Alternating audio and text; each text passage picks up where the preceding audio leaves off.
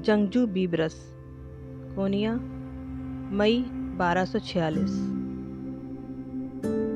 जब मैंने सुना कि बदज़ुबान और बदतमीज़ शम्स तबरेज़ी ने मेरे अंकल यासीन के साथ कुछ ज़ुबान दराज़ी की है तो मेरा खून खौल उठा। इस आदमी में कोई नेकी और शराफत तो है ही नहीं। अगर उसकी मौजूदगी में मैं वहाँ पहुँच जाता तो मैं उसे फ़ौरन जहन्नुम रसीद कर देता, मगर अफसोस कि मैं वहाँ नहीं था। उन दोनों में काफ़ी देर तक तकरार होती रही। शागिर्दों को खूब मज़ा आ रहा था क्योंकि उन्होंने शायद ऐसा मंजर कभी नहीं देखा था। आज की रात मुझ पर क़यामत बनकर गुजर रही थी। दरअसल मुझे वो सहराई गुलाब बहुत याद आ रही थी। मैं उसके ख़यालात से छुटकारा पाने में कामयाब नहीं हो पा रहा था। मैंने बड़ी बेरहमी के साथ उसे पीटा था और उसने ज़रा भी मज़ाहमत नहीं की। बस वो बेबसी के आलम में फ़र्श पर पड़ी रही और मैंने उसे ठोकरों पर रख लिया, बिल्कुल जैसे वो फटा हुआ कालीन हो, और इधर से उधर लुढ़कती रही। अगर वो गरिया फरियाद करती और मुझसे रहम की दरख्वास्त करती तो शायद मैं उसे छोड़ देता, मगर वो आंसू ही बहाती रही और मुंह से कोई आवाज़ नहीं निकाली। शायद उसे मौत की ख्वाहिश थी। मैंने पूरी कोशिश की कि दोबारा इस कहबा खाने पर ना जाऊं, मगर मैं अपने जज्बात पर काबू ना रख सका और तहैया कर लिया कि आज ही जाऊंगा। रास्ते भर मेरा दिल धड़कता रहा कि न जाने वो मुझसे क्या सलूक करेगी। अगर उसने नायका से शिकायत कर दी तो मामला गड़बड़ हो जाएगा। लेकिन मैंने तहैया कर लिया था कि तवाइफ और इसकी नायका को मोटी रकम देकर राज़ी कर लूँगा। मैं अपने जहन में मुकम्मल तौर पर मंसूबा बंदी कर चुका था और हर बात के लिए तैयार था, मगर ये मेरे तसव्वुर में भी ना था कि वो वहाँ से फ़रार हो चुकी है। क्या मतलब है तुम्हारा? वो सहराए गुलाब नामी तवाइफ यहाँ नहीं है? मैं तैश के आलम में चिल्ला उठा। वो आखिर गई कहाँ? उसको गोली मारो, नायका ने मुझे मनाने की कोशिश करते हुए कहा, लेकिन उसे मेरी हालत का अंदाज़ा न था। एक से बढ़कर एक लड़कियां यहाँ मौजूद हैं, तुम किसी पर भी हाथ रख दो। मुझे तुम्हारी इन बदसूरत लड़कियों से कोई दिलचस्पी नहीं। मुझे बस सराय गुलाब की ज़रूरत है। उसको कहीं से भी ढूंढ कर लाओ, और अभी फ़ौरन। नायका का रंग स्याह पड़ गया, मगर मेरे साथ बहस करने की उसे ज़रूरत न थी। डरते डरते बिलाखिर उसने कहा, बस क्या बताऊँ, एक रात जब सब लोग सोए हुए थे वो किसी तरह निकल के भाग गई। मैं कुछ सुनना नहीं चाहता। क्या तुमने हिफाजत का बंदोबस्त नहीं कर रखा हुआ था? उसे कहीं से भी तलाश करके लाओ। नायका ने ऐसी अजीब नज़रों से मुझे देखा जैसे पहली बार देख रही हो। तुम मुझे हुक्म देने वाले कौन होते हो? वो फुनकारी और खौफनाक नज़रों से मुझे घूरने लगी। मैं सिक्योरिटी गार्ड हूँ और मेरे अंकल यहाँ बहुत बड़े ओहदे पे फाइज हैं। मैं अगर चाहूँ तो तुम्हारा ये अड्डा 1 मिनट में बंद करवा सकता हूँ और तुम सब सड़कों पर भीख मांगती फिरोगी। नायका यकदम खौफजदा हो गई। उसका चेहरा जर्द पड़ गया। मुझे क्या कहते हो? वो मिनमिनाई। जाकर उस दरवेश को पकड़ो जो उसको वर्गलाता रहता था और नेक औरत बन जाने की तलकीन क्या करता था। पहले पहल तो मेरी समझ में न आया कि वो क्या बकवास कर रही है, लेकिन जल्द ही मुझ पर मुनकशिफ हुआ कि वो कोई और नहीं बल्कि शम्स तबरेज़ी ही हो सकता है। मेरे दिल में नफरत की आग सुलग उठी।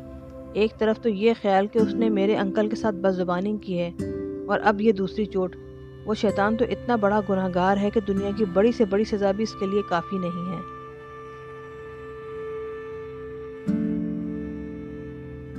एला, नॉर्थहैम्पटन, 26 जून 2008।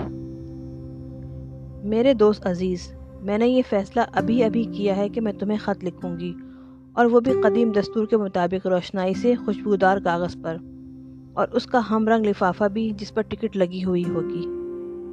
मैं ख़त लिखकर एम्स्टरडम के पते पर आज शाम ही डाक के हवाले कर दूंगी। अगर मैं ऐसा ना कर सकी तो मुझे डर है कि फिर शायद कभी ना कर पाऊंगी। जब तुम पहली बार किसी से मिलते हो, एक ऐसे शख्स से जो दूसरों से बिल्कुल मुख्तलिफ है, वो शख्स जिसका नज़रिया बिल्कुल अलग है और तुमको भी अपना नज़रिया बदल देने के लिए कहता है, हर बात को एक नए ज़ाविये से देखता है, क्या तुम समझते हो कि ऐसे आदमी से दूर रह सकते हो? तुम समझते हो कि यह हसीन तूफ़ान तुम्हारी दुनिया में एक इनकलाब लाएगा, लेकिन अचानक तुम्हारे ख्वाब धड़ाम से ज़मीन पर आन गिरते हैं। मैं ये नहीं बता सकती कि तुम्हारी बातों ने कब से मुझे अपने जाल में जकड़ना शुरू कर दिया। बस इतना याद है कि हमारी ख़त किताबत ने मेरे अंदर तब्दीली पैदा कर दी है। जब से मेरी तुम्हारी मुलाकात हुई है, नॉवेल के ज़रिए और फिर बाद में ईमेल के ज़रिए, تم میرے خیالات پر چھا گئے ہو۔ جب میں تمہارا کوئی ای میل پڑھتی ہوں تو میرے دل میں ہلچل سی انگڑائیاں لینے لگ جاتی ہیں اور پھر سارا دن میں خیالات کی دنیا میں کھوئی رہتی ہوں۔